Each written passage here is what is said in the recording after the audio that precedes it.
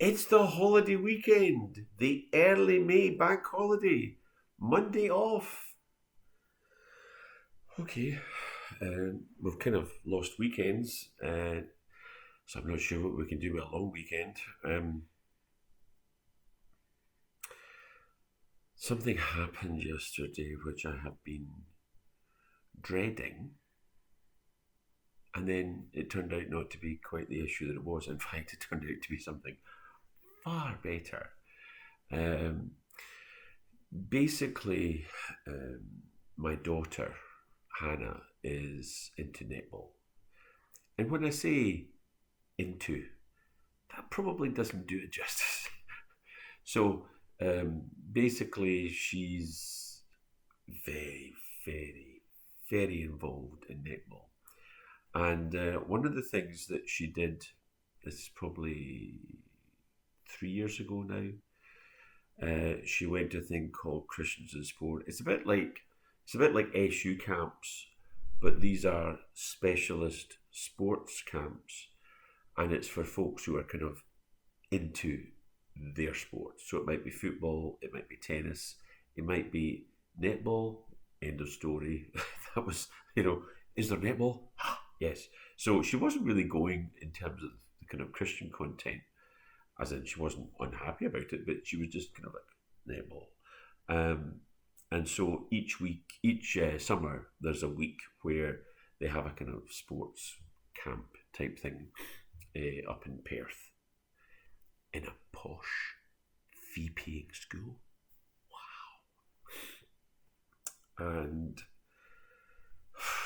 just I knew from the outset, SU have cancelled all the camps, all the various conferences, everything's been cancelled. And so Christians in Sport hadn't cancelled their summer camps, but I knew it was going to come. But the fact that they hadn't done it, Hannah, enthused about her netball, as always, was kind of saying, well, if they haven't cancelled it yet, maybe it might go ahead. And inside my head, I'm thinking, no way. However, yesterday they finally said it's not happening. And I just assumed the reason why I was dreading that was because I knew it was coming, obviously. But the difficulty was, I just thought she's going to be devastated. She's just going to be so, so down about this.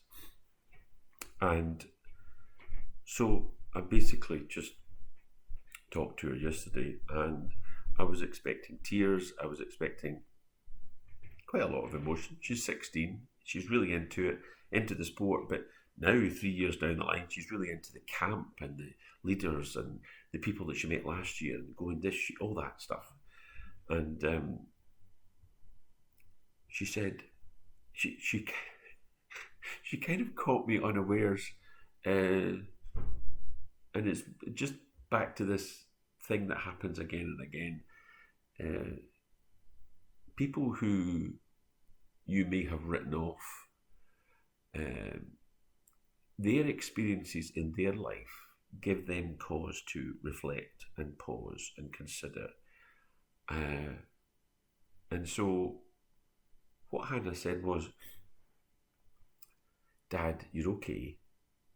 Sports, Christians in Sport has been cancelled. The weekend in Perth is not happening.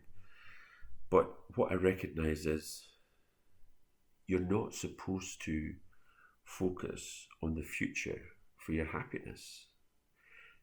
You're supposed to find your happiness today. You're supposed to be content in the moment." I think my chin was actually getting closer to the floor. In other words, I totally admit, a completely mercenary response. I'm thinking, this is my thought for the day, and I'm getting it handed to me by my daughter because I'm here to try and support and help her because I think she's going to be in floods of tears. And instead, she's giving me this, what I thought was quite significant insight. You can't depend on the future, she said, for your happiness. Find happiness today. Things are tough, things are really, really hard, but when I get my winning lottery ticket, when I go to the game and my team win, or when I get the promotion, or when the lockdown's over, or when this happens, or when that happens, then I'll be happy. I recognise the prospect of lockdown coming to an end. Well, it gives me something to look forward to, and I'm certainly not suggesting we shouldn't be looking forward to it, but we shouldn't be waiting. We shouldn't be planning. The future should not be this kind of place in the middle distance where once we get there, then we'll be happy. Because when you plan for the future like that, you end up losing the moment. You end up being lost in this future mode and not simply finding contentment in the moment. This is the passage as I listened to my daughter giving a little miniature sermon. I got to the point where I said, "Do you want to do the thought for the day?" And then there was almost floods of tears, but that was another matter. So we didn't pursue that. This is James chapter 4. This is the obvious passage, but the thing is, the power of it still, I think, has an impact. This is James chapter 4, verses 13 to 15. Come now, you who say, today or tomorrow we'll do such and such a town, and then spend a year there, and then trade and make profit. Yet you do not know what tomorrow will bring. What is your life? For you are a mist that appears for a little time and then vanishes. Instead, you ought to say, if the Lord wills, we will live and do this or that. As it is, you boast in your arrogance. All such boasting is evil, so whoever knows the right thing to do and fails to do it, for him it is sin. That ends as a wee kind of twist. That's a bit harsh and a bit more direct than our society would often like. But it's harsh because it's making a point. James is saying, you really can, because people like to make plans and there's things that you do have to plan, but you can't find your happiness in those plans, or your profit in those plans, or whatever it is you're looking for in those plans in the future, because ultimately we are a mist. I recognise it must be. The thing is there's obviously a tension to be kind of maintained. We need to plan for the future. We need to plan for the end of lockdown, and we need to find our contentment and our peace, and ultimately our sense of who we are today, in who we are with those around us, if we are blessed to have people in the same house as us at the moment.